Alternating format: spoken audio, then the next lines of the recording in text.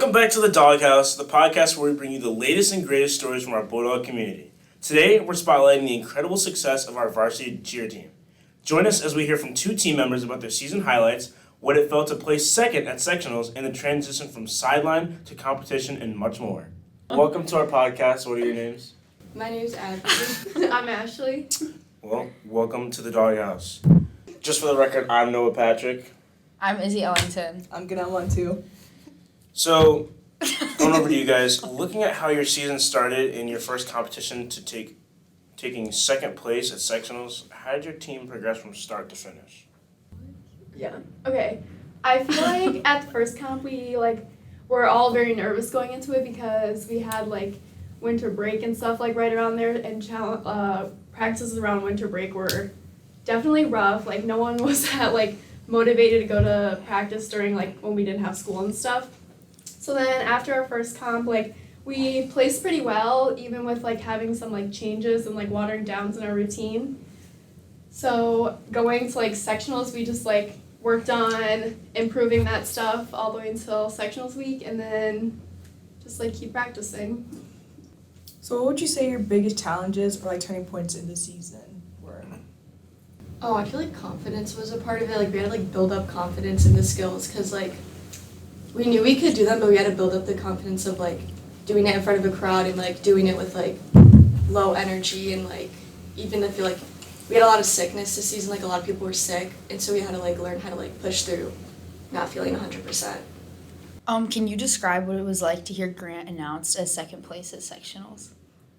The feeling was definitely nerve-wracking, because for the past 2 years we placed fifth, which is still very good, but placing higher, you get called later, so the anticipation was definitely building up, and our routine, I didn't know how ours was compared to the others, because we went second to go, so we were one of the first teams to go, and I felt my routine wasn't my best, so I was definitely upset after it, so I had no idea what was gonna happen, and just hearing not hearing our name fifth, fourth, and third, I started freaking out, but just hearing it at second was definitely a great feeling.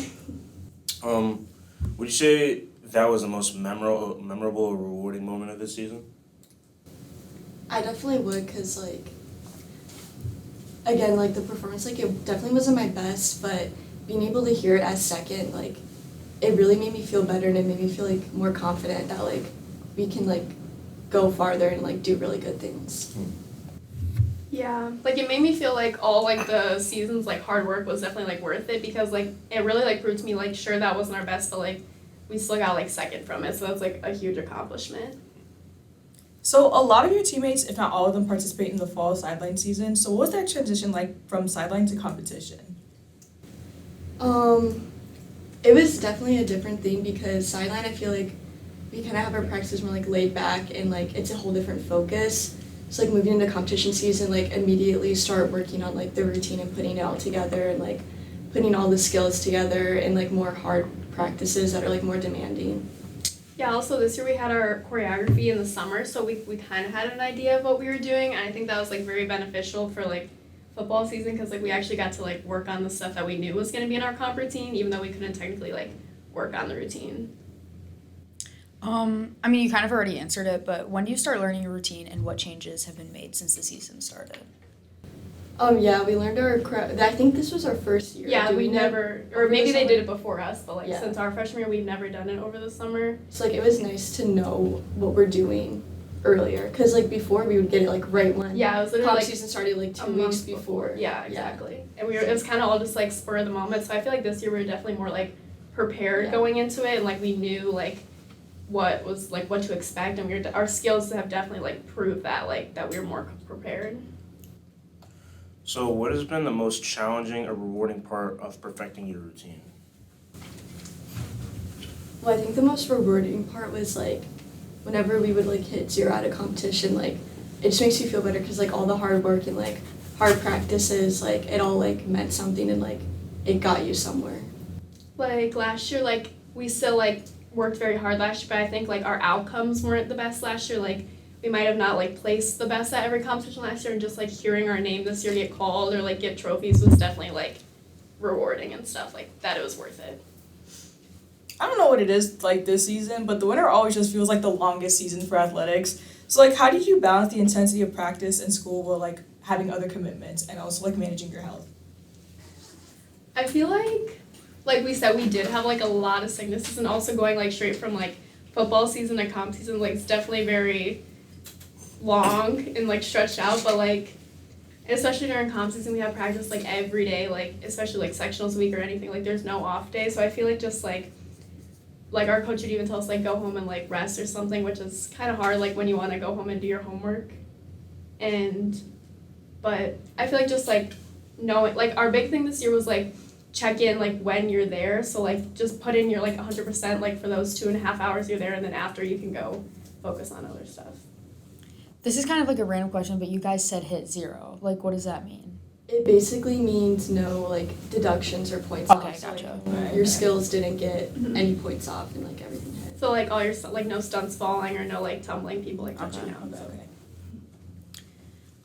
How have your captains and coaches helped you grow your skills and find success this season?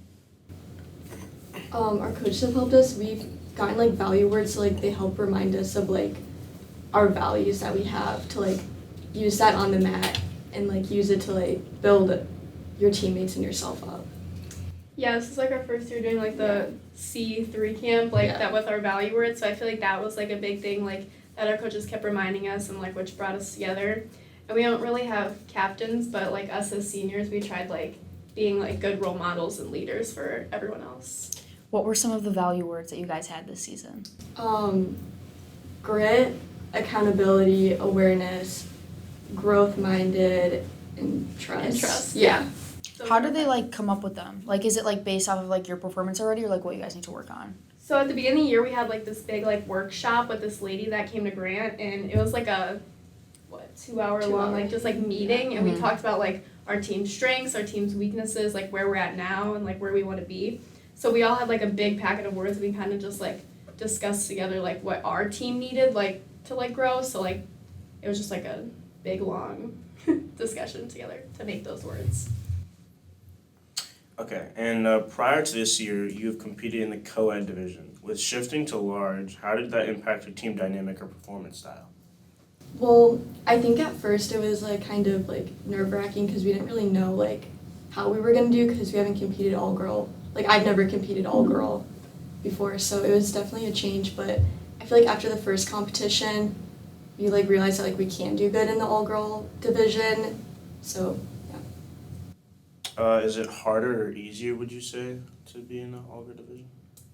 I feel like it's kind of the same. Like Yeah, there's like, still really good teams. Since we're still like and- considered a large school, like the large division was very like competitive, and so was the co-ed division, so we didn't know like what the kind of switch would be, but I feel like the dynamic was also very different. Like with co-ed, like there's boys and you want to throw harder skills, but like with all girl, like we had to really learn this year that like little details really mattered, which like was a huge switch for us because like there's no like boys to distract you now, or like to throw all the girls in there. To like not give cute motions. So we were definitely excited that we were all girl and got to like prove that we can be, and yeah. Do you guys cheer outside of school? And if you do, like, how is that different? Like, how are your seasons different? I don't cheer. I only cheer outside of school like 1 year during sophomore year, but it was like kind of the same because it was with all high schoolers because it was like a quarter season. So basically all high schoolers after their competition season would like go and do a quarter season. So it's different competition wise, but it's a lot of like it's all high school athletes still. Like I've never competed on an all-star team, but I know a lot of people on our team compete on all-star teams, and we even had a girl on Team USA, and I think like it's pretty much similar, but it's also like all-stars I know a lot different, like Yeah, you don't have like the cheer words, like it's all music and it's just like a different like environment than high school. Like it's kind of just basically like a bunch of high school teams like thrown together. Went for like quarter season. Gotcha. So, looking ahead into the future and knowing that you guys are going to both graduate, do you see yourself staying connected to cheer after high school? I'm considering it. I've been doing like cheer clinics and that stuff with colleges, but I'm still trying to like make the decision if I want to like carry it out after college. Yeah, my head's been more towards no, just like I've done it for so long in my life, I kind of just wanted to like go in the stands once or something, just like see a new like experience in college, but like I know a lot of people have like changed their mind once they got there, so wherever I go, like maybe I'll check it out, see what it's like. What do you wish people outside of cheer knew about the effort and dedication that it takes?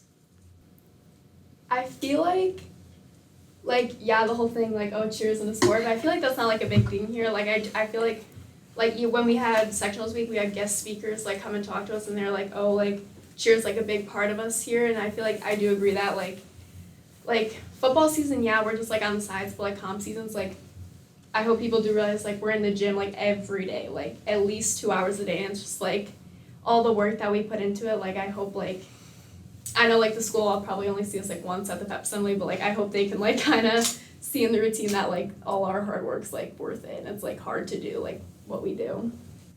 I agree. Like I think like a lot of people like grant like value like our cheer team, like they like respect it. So Yeah, like I agree with you. So what has being a cheerleader like at Grant have meant to you for the past 4 years?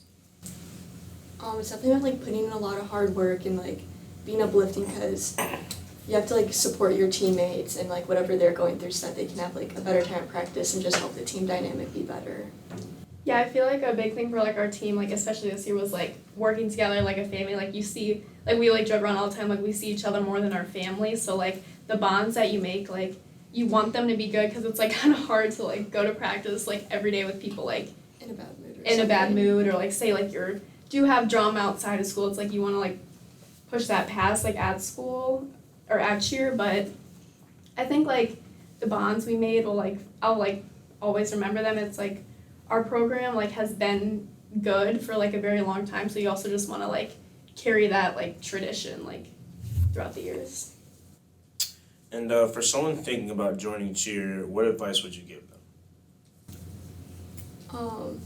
Definitely should do it, because it's like a really rewarding thing to do. Like working with a team that close, it's like getting a second family, and you get to make like a bunch of close bonds, and you can surprise yourself with like how good you can actually do in it. Definitely the bonds you make, like you'll cherish them forever, and it's like I think cheer is a very like welcoming program. Like we had a lot of freshmen in our program this year. Like our small JV team was like bigger than I think it's normally been, and like it's just like they just like had a lot of fun competing this year. And it's like great that we actually had like 3 teams competing this year, and all freshmen make a team. So I think people should definitely do it. Like it's definitely worth it. Like at least trying it. Yeah. 1 year. Also kind of like skipping topics, but we know that you performed twice at state. Like was that difficult, or like was it nerve-wracking? Like what was that experience for you guys?